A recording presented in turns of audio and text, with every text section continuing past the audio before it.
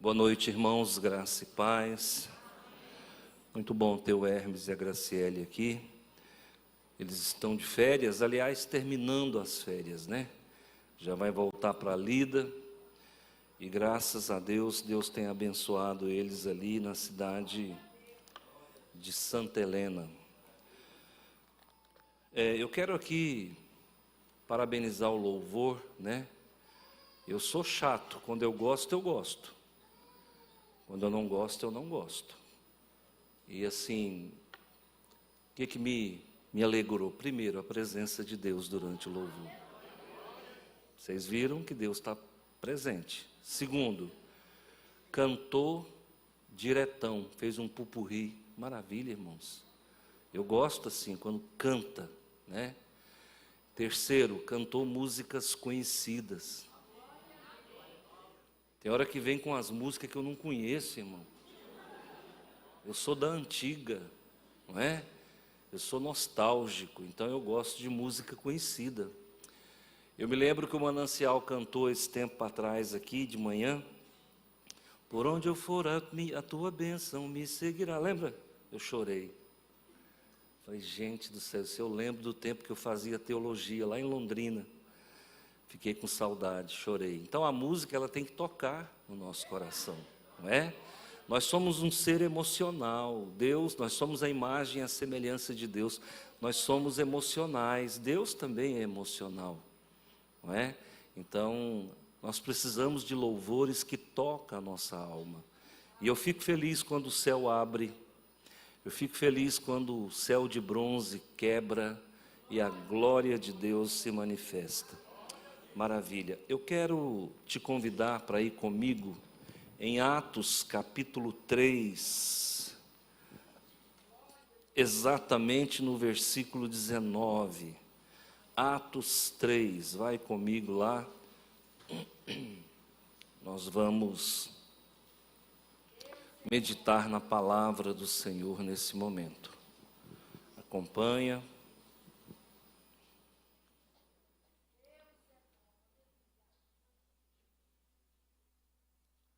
Atos 3,19. Todos acharam? Ok. A palavra do Senhor diz assim: arrependei-vos, pois, e convertei-vos, para que sejam apagados os vossos pecados, e venham assim os tempos do refrigério pela presença do Senhor. Vamos mais uma vez?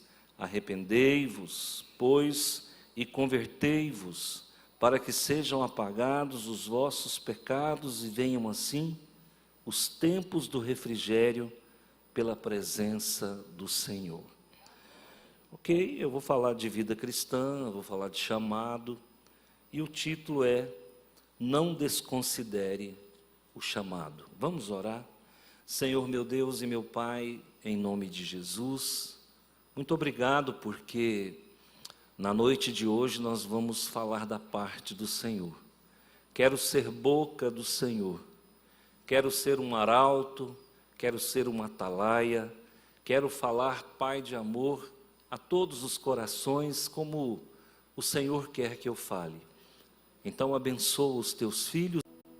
A pergunta deveria vir daqui 15 minutos. Eu vou colocar a pergunta fora da ordem, eu vou quebrar a estrutura homilética. Arrependei-vos. Afinal de contas, o que nós estamos fazendo de errado?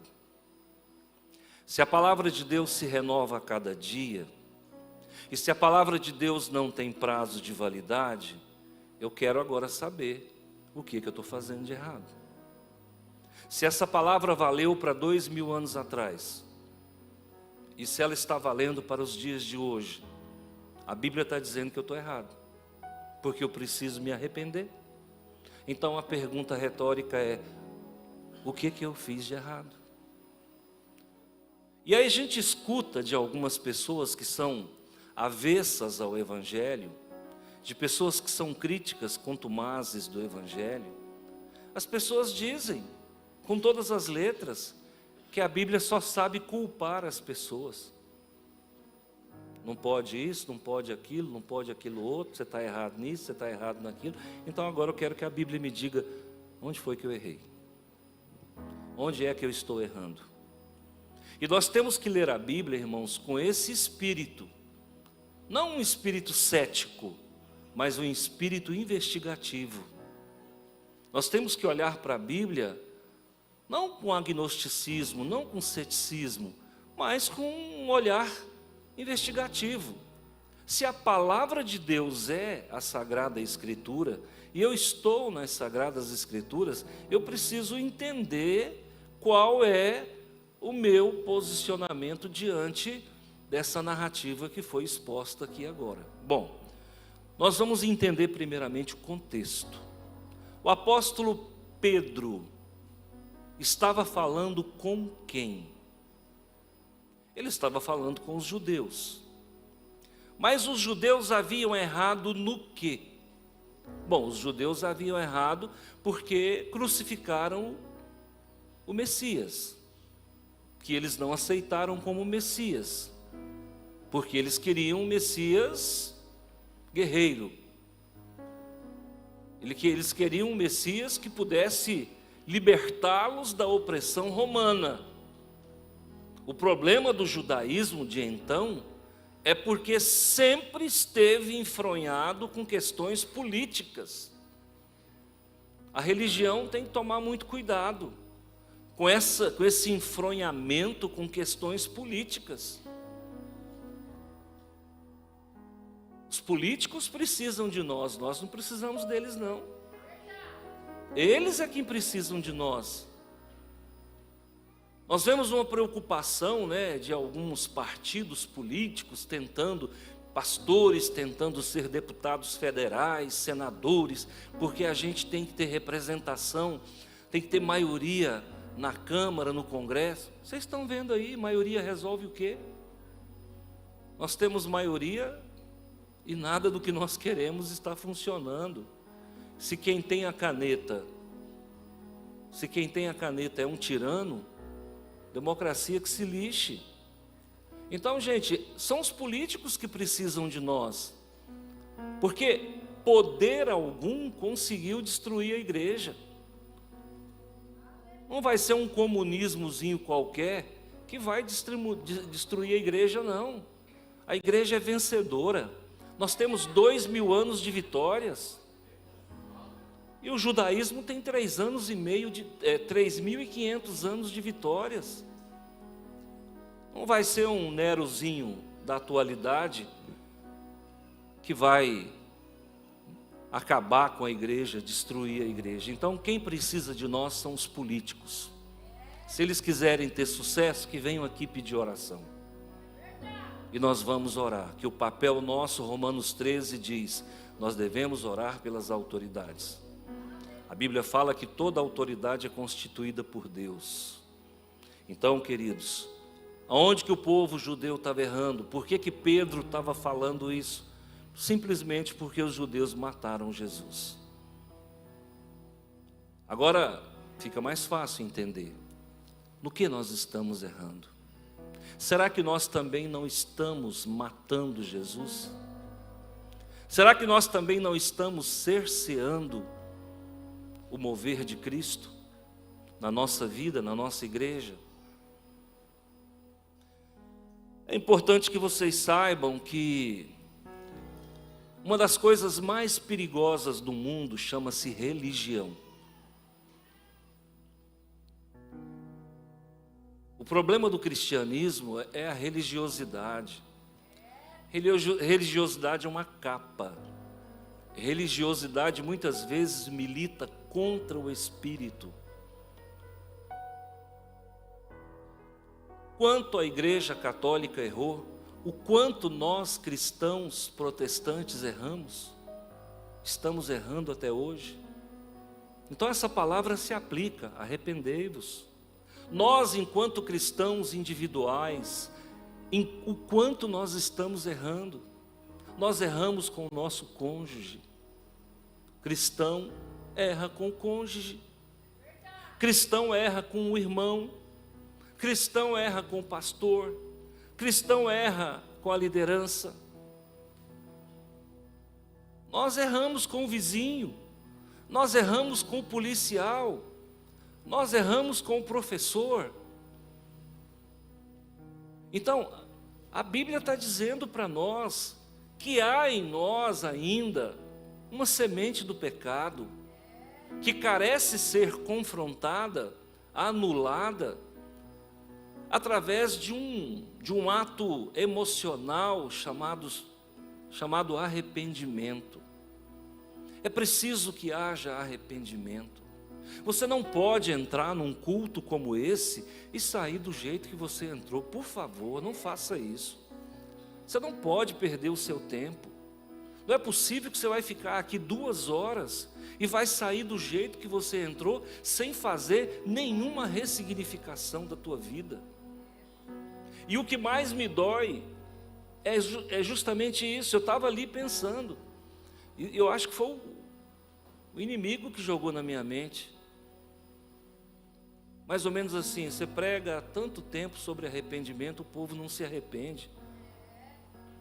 Continua fazendo errado como se nada tivesse acontecido. Sabe o que é isso, irmãos? Orgulho. Sabe o que nos impede de enxergar o nosso erro? O orgulho. A Bíblia não existe nada mais verdadeiro do que a palavra de Deus. Quando a Bíblia fala que o orgulho derrubou a raça humana, o orgulho de Adão, que ficou olhando para o próprio umbigo e não deu ouvido às palavras de alerta que Deus havia falado para ele: de todas as árvores do jardim podereis comer, mas da árvore que está no meio do jardim, a árvore do conhecimento do bem e do mal, dela não comereis, porque no dia em que dela comerdes, certamente morrerás. No entanto, ele vai lá e arrisca um olho. Ele vai lá, impulsionado pela mulher que tinha sido impulsionada pelo maligno, vai lá e come aquilo que não poderia ser comido, o fruto. E aí o pecado se instala na raça humana. Alguém pode dizer: pastor, isso é conto da carochinha. Essa história de Adão é uma novela, ela é uma alegoria, ela é uma parábola.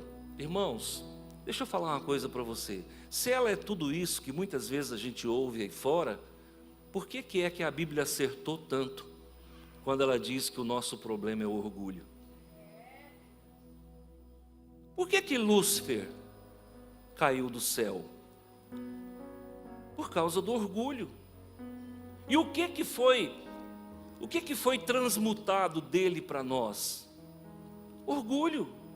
O ser humano é orgulhoso. Eu me lembro um dia que eu estava trabalhando com um menino que até já faleceu na rua, e ele estava envolvido com droga. E eu peguei esse menino e falei: você vai orar comigo no monte, eu estou precisando de um parceiro para orar. Eu nunca gostei de ir sozinho para o monte, é perigoso. E eu falei: você vai comigo. E eu levava ele. Eu levei ele 90 dias para o monte. Ele ficou 90 dias sem mexer com droga. Nós saímos do monte 2 horas da manhã. Eu levei ele 90 dias. Claro que não foi todo dia, mas contando as vezes que eu levava por semana, 2 vezes, 3 vezes, deu 90 dias. Encontrei com o pai dele. O pai dele falou: pastor, eu quero te agradecer pelo que o senhor está fazendo pelo meu filho. Ninguém nunca fez isso por ele. E ele está limpo, já tem vários dias. E aí, trabalhando com ele, a esposa dele chega para mim aqui no corredor da igreja, isso tem uns 10 anos. A esposa dele chega para mim no corredor e fala: pastor, eu não estou aguentando fulano. Ele está brigando dentro de casa, ele está agressivo, sabe? Ele está renitente, ele está, caçando conversa. E aí eu fui danar com ele, no corredor na frente dela. Rapaz, eu nunca vi um homem tão bravo na minha vida. Com a vida arrebentada, financeiramente arrebentado, casamento arrebentado, se recuperando de um estado de droga.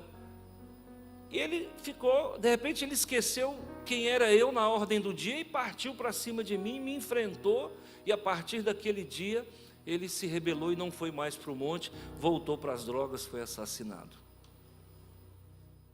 O que é isso, irmãos?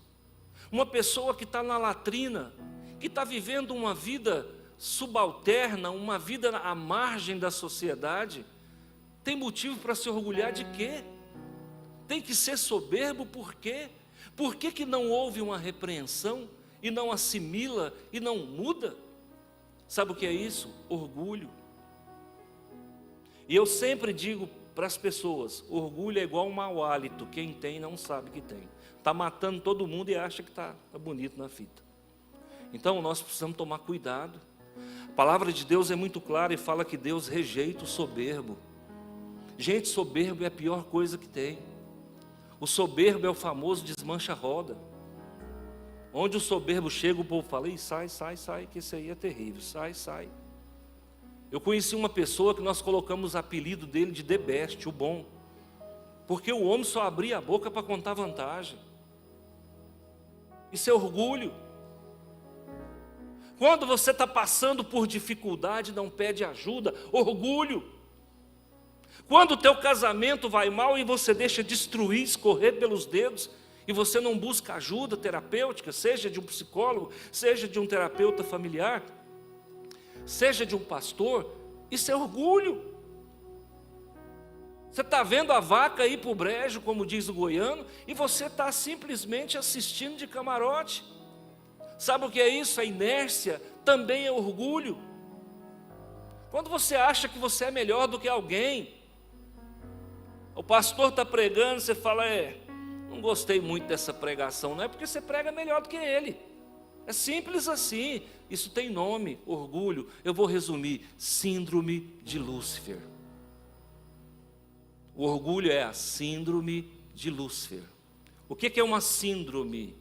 A síndrome é, digamos assim, uma patologia que acaba tendo várias consequências. O orgulho separa pai de filho. O orgulho leva pessoas à bancarrota. E eu me lembro de uma história de um homem muito rico aqui de Rio Verde. Conta-se que um dia, conversando com um compadre dele, mas era muito rico, eu estou falando de rico, rico, não é bem de vida não, é rico. Ele conversando com o compadre dele falou para ele, compadre, como é que está? Ele falou, estou tão bom que nem Deus não me quebra. Oh, meu irmão. Tem um ditado chulo que diz que a língua é o chicote do rabo. Precisa contar o resto da história? Jó era um dos homens mais ricos do patriarcado. Jó era contemporâneo de Abraão. Jó ficou pobre num dia. Escuta, rico, você pode ficar pobre num dia. Quando houve a recessão de 1929, as bolsas de valores quebraram, várias pessoas pularam dos seus apartamentos, várias pessoas suicidaram. Quando houve a recessão em 2008, de lá para cá a economia nunca mais se recuperou, muitas pessoas suicidaram. Então, muitas vezes, irmãos, nós temos que entender que dinheiro não traz felicidade. Ele é importante, ele é, mas a felicidade está muitas vezes na simplicidade.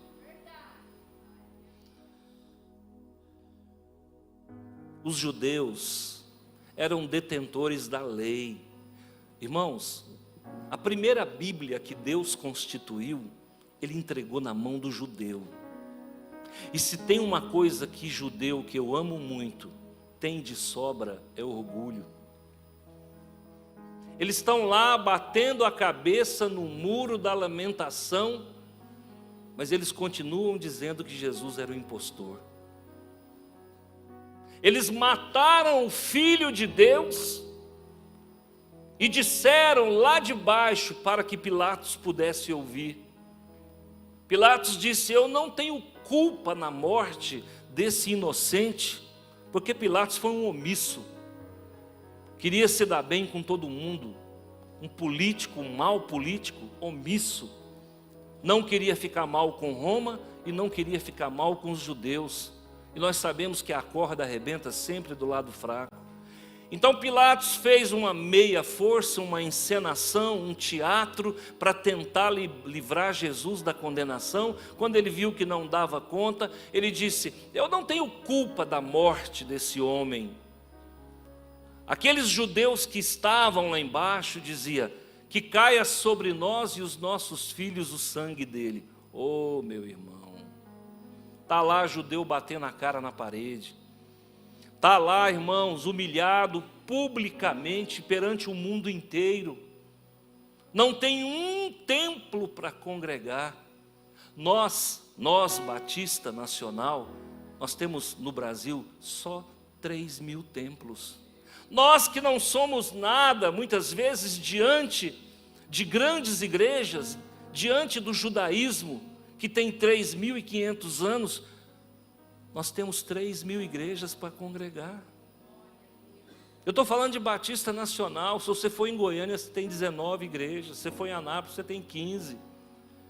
Você anda o estado de Goiás, o Belém, o Pará, o Piauí, o Maranhão, você tem igreja batista. O judeu não tem um templo para congregar.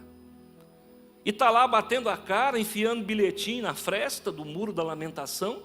Para quem não sabe, o Muro da Lamentação nada mais é do que o que sobrou do templo de Salomão. Está lá enfiando bilhetinho para Deus, humilhado, mas não perde a pose, não perde a majestade. Então, queridos, o orgulho, ele é um câncer na vida das pessoas. Homem, reconheça os teus erros. Mulher, reconheça os teus erros. Quando a Bíblia fala, arrependei-vos, Pedro está falando, arrependei-vos. Convertei-vos, para que sejam apagados os vossos pecados, e venham assim o tempo do refrigério na presença de Deus. Sabe o que é que essa geração pós-moderna quer?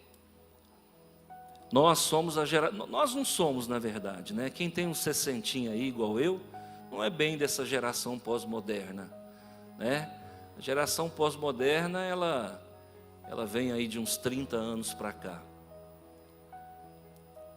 Sabe o que é que essa geração pós-moderna quer? Quer refrigério sem Deus. A palavra refrigério é descanso. A gente só consegue descansar de verdade na presença de Deus. Irmãos, se a tua vida não está alinhada com o eterno, você é uma pessoa atribulada. Você é uma pessoa áspera. Você é uma pessoa impaciente. Porque a presença de Deus nos remete a entender do fruto do Espírito. E uma característica marcante do fruto do Espírito é exatamente a mansidão. Eu li um livro há muitos anos atrás, um devocional, e lá a pessoa que escreveu o devocional disse assim: quando eu passo um dia sem orar, eu percebo. Quando eu passo 2 dias sem orar, minha esposa percebe. Quando eu passo 3 dias sem orar, a igreja percebe. Sabe o que é isso, irmãos? A oração tem poder terapêutico. Quando você vê alguém agressivo, quando você vê alguém, sabe, descontando tudo em qualquer pessoa, não está orando, irmãos. É uma pergunta que não cala.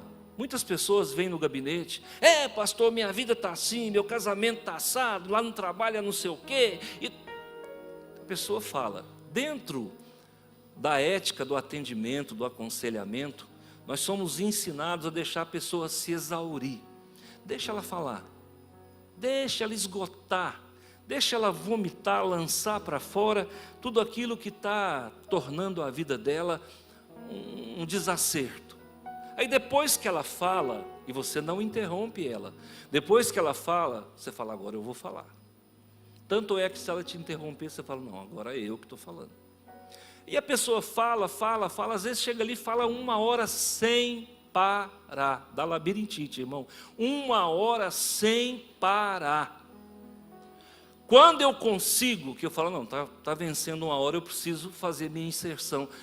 Eu digo assim, como é que está a sua vida de oração?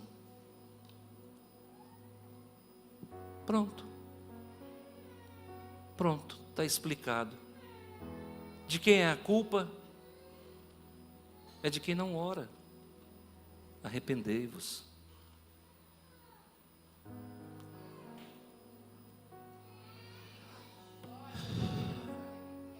Preste atenção. Arrependei-vos, pois, e convertei-vos, para que sejam apagados os vossos pecados, e venha assim tempos de refrigério na presença de Deus.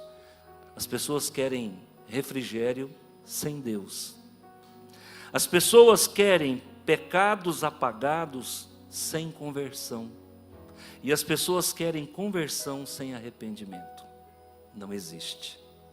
É uma cadeia. Hoje, se eu fosse fazer aqui uma oficina, um trabalho terapêutico, eu te daria 10 minutos para você dizer para mim, hoje, do que você teria que se arrepender? Hoje, do que você teria que se arrepender?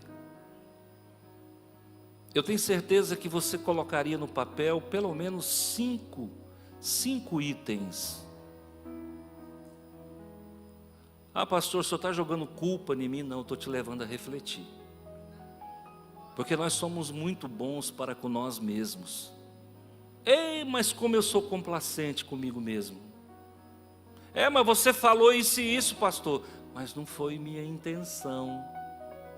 Não foi isso que eu quis dizer. Olha como eu sou complacente. Muitas vezes é isso mesmo que eu quis dizer. Mas comigo eu sou complacente. Mas quando é com outro, eu disseco. Para não dizer estripar, né? É dissecar. Eu disseco a pessoa. Então, queridos, nós precisamos nos arrepender desse orgulho. Nós precisamos nos arrepender, sabe, dessa prepotência que é natural de nós. Eu sempre falo para os casais, cuidado, marido, quem vai chorar em cima do caixão é só a mulher que você maltrata tanto. Por isso que eu não maltrato a minha. É só meu amor, meu bem. O irmão Demilson é aquele que dá buquê de flores. Acho que são 16 buquês por ano. Cadê o irmão Demilson? Ele estava em algum lugar aqui. É 16 por ano, Valda? Pode falar.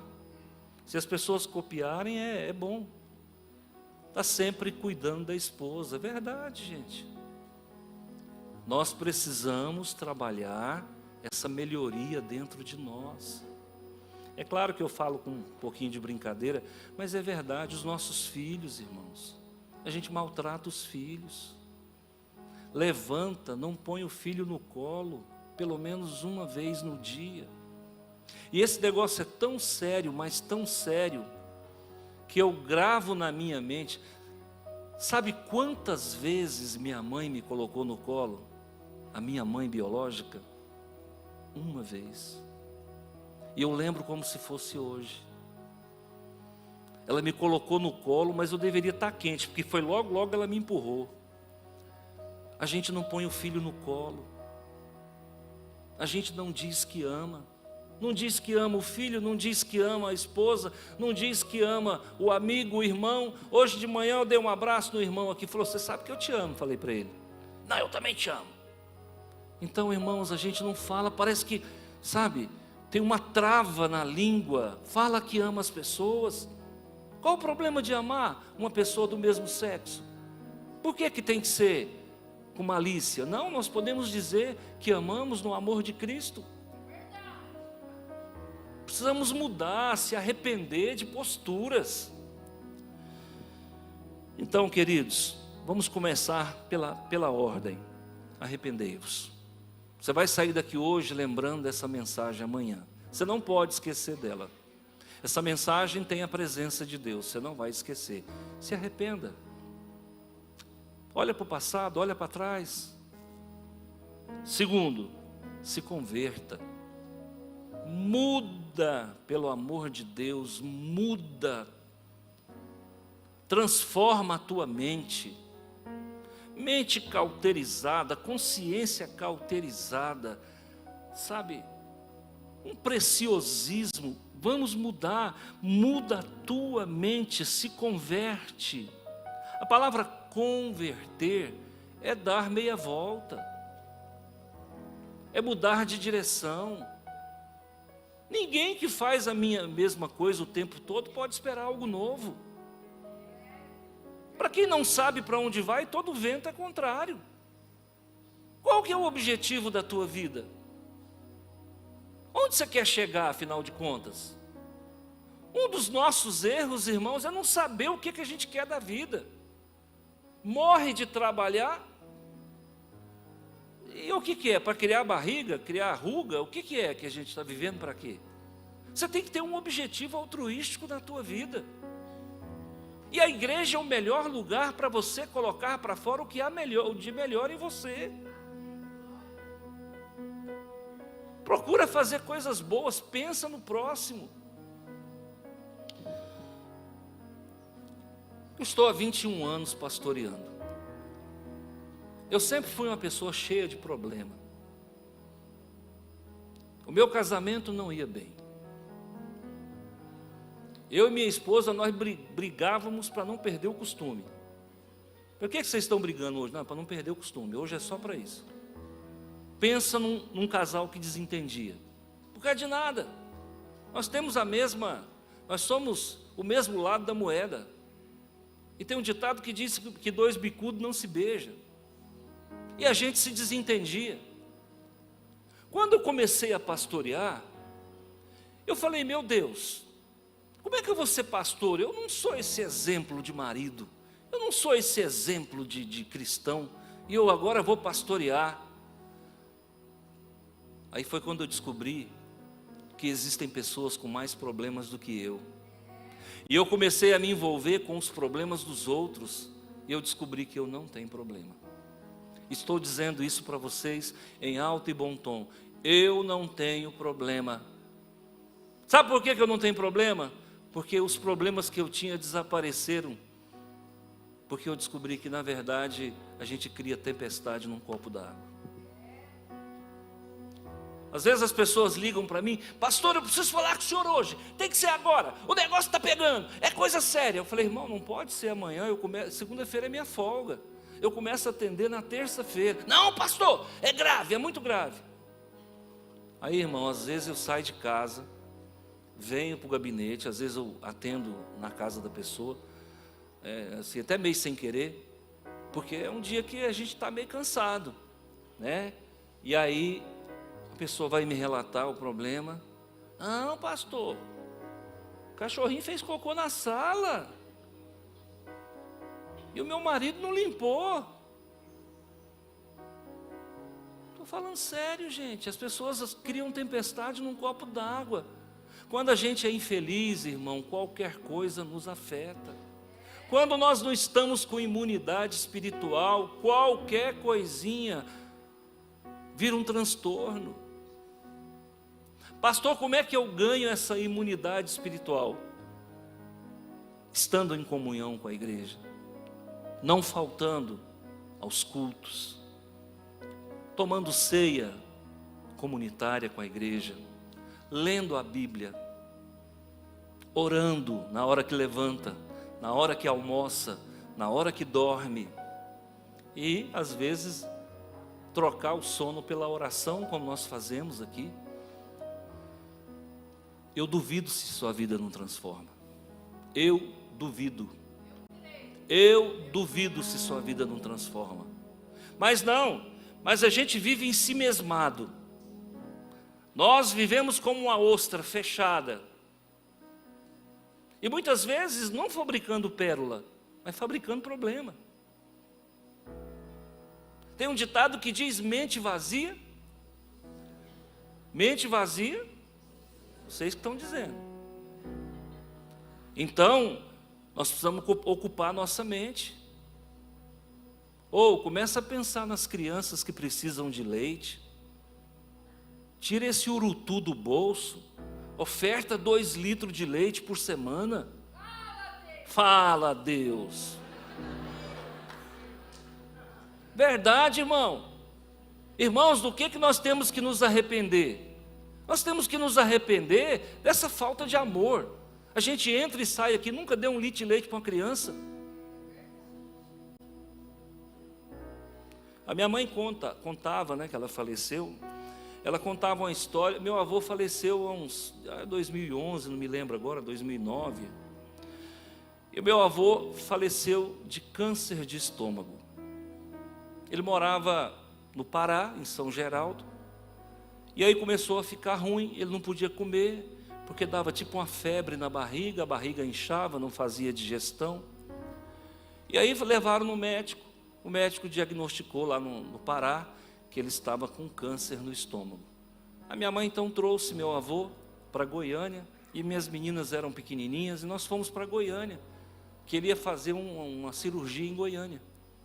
Aí os médicos em Goiânia abriram a barriga dele, quando abriu, fechou. Falou, não tem o que fazer, já está tudo tomado, não adianta tirar estômago, não adianta. Aí fechou, voltou para o Pará, morreu lá. Na época a dificuldade financeira nossa era muito grande, eu não tive condições de ir lá, participar do velório, do funeral. Minha mãe foi, e ele estava lá, irmãos, ele ficou 30 dias depois que ele saiu de Goiânia, escuta o que eu vou falar, sem comer. Sem comer. Você imagina, ele já era magro, a situação que ele ficou, cadavérico. E aí, a minha mãe tinha a fé dela, que não era a minha, mas eu respeito a fé dela, respeitava. E ela disse que orando, falou com Deus, Senhor, por que o meu pai está passando por esse câncer, que está judiando dele dessa forma, a ponto dele não poder tomar uma colher de leite? E ela disse que ouviu uma voz, e a voz disse para ela, sabe por quê? Porque ele nunca cuidou dos filhos dele, ele nunca se preocupou em dar uma colher de leite para os filhos dele. Ele fez filhos, soltou no mundo, e cada um se virou igual cobra. Então, queridos, a palavra de Deus diz no Salmo 103, que Deus afofa a cama de quem assiste o necessitado. Você está pensando que um leite desse que você doa não vai redundar em bênçãos na tua vida? Lê do engano, o mal, o bem que você faz jamais se apaga, ele ecoa pela eternidade. Vamos ajudar as crianças, vamos ajudar a tua igreja. Deus tem o melhor para você, nós temos que se arrepender dessa inércia, dessa omissão. Omissão também é pecado. Ajuda, não quero jamais que você tire do seu essencial, mas daquilo que sobra pelo menos. Vamos ajudar, avie uma receita, paga uma consulta, dá 1 litro de leite, uma caixa de leite. Pastor, eu vou dar aqui um tijolo para ajudar nessa construção, vou dar um saco de cimento. Um dia a irmãzinha me procurou, pastor, eu quero dar 3 sacos de cimento, é tão pouco. Eu falei, não é não, irmão, 3 sacos de cimento é cimento demais. Então nós precisamos nos arrepender. Eu vou fechar a pregação. Primeiro ponto, a mente deve ser transformada. Isso está aqui, a nossa mente tem que ser transformada. Como é que a minha mente é transformada? Me arrependendo. Metanoia. Metanoia é transformação. Lá no grego, transformação é metanoia. Qual das mulheres normalmente? Quem das mulheres tem medo de lagarta? Não é lagartixa não, é lagarta. Quem tem? O pessoal chama mandruvá, quem tem medo? Pois é meio jurássico, realmente a aparência não é bonita, ele anda, né? É feio, tem perna para encardir, as taturanas, né? Mas você já viu no que aquilo se transforma? Numa borboleta. Borboleta é feio ou bonito? Dá vontade de levar para casa ou não? Dá. Borboleta não? Nossa, borboleta é lindo, gente. Dá vontade. Eu sou biólogo e eu já fiz vários insetários com os meus alunos. A gente fazia caixas de insetário e fazia insetário só de borboleta. As borboletas mais lindas, que deve ter sido um mandruval horroroso. Esse é o nosso Deus, irmãos, Ele transforma a lagarta em borboleta. Quem de nós não era um lagartão, irmão? Fala aí. Quem de nós não assustava o povo? Quem de nós não queimava? A taturana queima. Quem de nós não fazia mulher correr, irmão? Fala a verdade. Eu, quando não conhecia Jesus, saía na rua mexendo com as mulheres, irmão. Inconsequente, delinquente, mal amado, infeliz. Parava a moto e ficava mexendo. Que coisa feia, lagartão.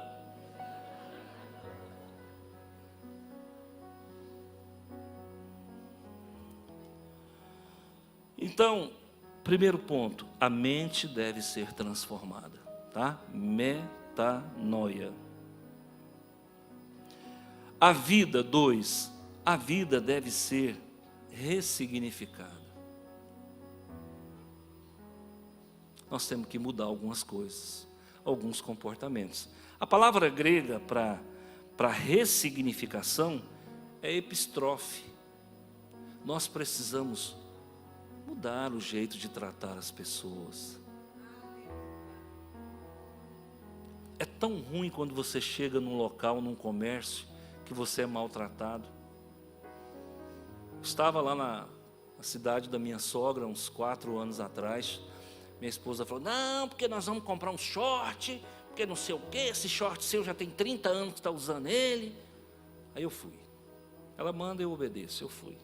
Chegamos lá, irmão, eu fui tão mal atendido pela moça, mas tão mal atendido pela moça, que acho que não teve nenhum atendimento que foi tão ruim quanto aquele. E eu fiquei olhando para ela, fiquei pensando, será que ela apanhou do marido? Ou será que ela não é casada, porque ela era bem feinha? Eu falei, será que ela não vai dar conta de casar? Será que ela foi demitida, está cumprindo aviso prévio? Fiquei sem entender, irmão. Cheguei para a colega dela chegou, falei assim, você conhece essa menina? Ela falou, conheço, ela trabalha aqui há tanto tempo. Eu falei, o que ela tem? Ela falou, não sei não. Aí eu percebi que o clima era generalizado, sabe? Então, queridos, vamos tratar as pessoas bem. Isso está prescrito na Bíblia, chamado fruto do Espírito, que é benignidade. Benignidade é o quê? Gentileza. Coisa mais maravilhosa quando alguém é gentil com você. Seja gentil com seus filhos. Seja gentil com o seu cônjuge. Seja gentil com seu vizinho. Eu não abro a porta mais para minha esposa entrar no carro. Mas eu acho que eu deveria abrir. Eu acho que vou mudar. Gentileza, quando estava namorando, nossa, carregava no colo, é ou não é? Então nós precisamos mudar, gente. Voltar à antiga. Irmã Cátia, o irmão Jane abre a porta para a senhora. Irmão Jane, faz isso não, meu filho. Abre a porta para a irmã Cátia. Gentileza, amabilidade é gentileza. Terceiro, a alma deve ser refrigerada. A palavra grega é anapsis. Nós temos que ter uma alma ventilada, uma alma refrigerada, para não dar fadiga, para não gerar estresse. Quem está na presença de Deus tem alma refrigerada. Mas como é que eu refrigero a minha alma? Primeiro, se arrependa. Segundo, se converta. Terceiro, vá para a presença de Deus todo dia. Nossa, mas é tão bom ficar perto do fulano, é tão bom ficar perto da fulana. Por quê? Porque tem uma alma refrigerada, irmãos. E o texto fala aqui, Arrependei-vos, pois, e convertei-vos, para que sejam apagados os vossos pecados e venham assim os tempos de refrigério na presença do Senhor. Quem tem vivido tempos de refrigério na presença do Senhor? Sem orgulho, sem falsa modéstia. Quem tem vivido tempos de refrigério? Pastor, se o vento correr para a direita está bom, se correr para a esquerda está bom, se chover muito está bom, se não chover também está bom, se o salário me deixar um pouquinho apertado no mês está bom, se sobrar dinheiro está bom. Como é que você é? Ou tudo te tira do sério?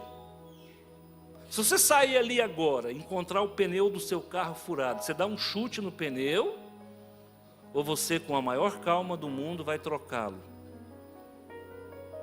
A gente tem que ter gordura para queimar. Espiritualmente nós temos que ter gordura para queimar. Você tem que estar abastecido, transbordado da presença de Deus. Porque senão, irmão, ninguém nos suporta. Nós somos casca grossa, nós somos, nós somos estúpidos mesmo. Tem que mudar. Tem que mudar. Eu tive um tempo atrás, ele estava dando uma resposta na minha esposa. Eu falava, gente, está errado, tem alguma coisa errada comigo. Porque eu não sou de fazer isso, mas eu estava fazendo. Fiz isso aí uns 35 anos, né, meu bem? Não, estou brincando. Fiz isso aí uns dias aí. E aí eu fui pensar, falei para ela, me perdoa, eu estou errado. Eu reconheço que eu estou errado, não estou conseguindo me controlar. O que está acontecendo? Tem hora que a gente tem que parar tudo, para tudo. E faz uma reflexão e avalia. E amanhã vai fazer 24 horas que eu não maltrato ela mais. Brincadeira. E tem mudado, graças a Deus. Deus tem operado. A gente tem que se perguntar, a gente tem que trabalhar essa melhoria dentro de nós. Brincadeira. Então, queridos, nós temos que nos arrepender. Afinal de contas, o que eu fiz de errado? Irmão, para falar a verdade, a gente só faz coisa errada. Não é verdade? Mas Deus transforma, Deus muda. Tá bom? Que Deus te permita viver um casamento abençoado. Que Deus te permita viver uma família abençoada. Que Deus permita ser você o provedor espiritual da tua casa. Homem, provedor espiritual da tua casa é o homem. A gente não faz, a mulher tem que fazer. Não é? Quando você vê uma mulher espiritual demais, é porque o marido negligenciou. É o homem que tem que assumir a postura espiritual. Deus no Éden falou com o homem ou com a mulher? O homem. A mulher entreverou, é bem verdade. Entrou na frente, né? Acabou se fazendo amizade com o capeta, virou aquele trem, né? Ficou trocando figurinha com o diabo debaixo de uma árvore. Não, seu diabo, o que é? Não, come lá, come o fruto. Seu diabo, mas é ruim. Não, mas come lá, menina, vai lá. E aí o que aconteceu? Botou o homem em dificuldade, não é? Mas a gente já perdoou também. Né? Nós perdoamos e assumimos a nossa postura. Nós somos o representante espiritual da nossa casa. Tá bom? Não deixa a mulher passar na frente não, homem. Vai na frente. Tá bom? Vai na frente, porque Deus te falou, foi contigo. Chamou, foi você. Tá ok? Fica deitado no sofá, não, assistindo futebol e enfiando o dedo no nariz, não. Vamos mudar de postura. Amém? Amém? Os homens não estão chateados comigo, não? Então vamos orar. Senhor meu Deus e meu Pai, em nome de Jesus, nós te louvamos e nós te bendizemos. Te adoramos porque a tua mão está sobre a nossa vida. Abençoa os homens dessa igreja, meu Pai.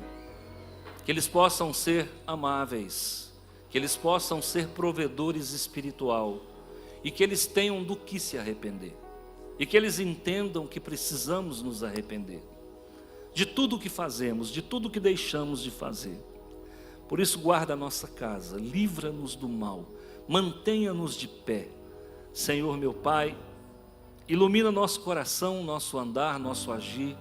Que a tua boa mão nos molde segundo a tua palavra. Caia por terra tudo aquilo que não vem do Senhor. Senhor meu Deus, muda o nosso comportamento, muda a nossa mente. Senhor, nos faz descansar na tua presença. Amém, Senhor. Nós que habitamos no esconderijo do Altíssimo e descansamos à sombra do Onipotente, podemos dizer: Tu és o nosso refúgio, o nosso baluarte, o Deus em quem confiamos. Mal nenhum nos sucederá, praga nenhuma chegará à nossa tenda. Aos seus anjos dará ordens a nosso respeito, para que guardemos a tua palavra. Praza-te, ó Deus, em livrar-nos, dá-te pressa em socorrer-nos. Sejam confundidos e cobertos de vexame aqueles que tramam contra nós, e a tua mão poderosa esteja sobre a nossa vida.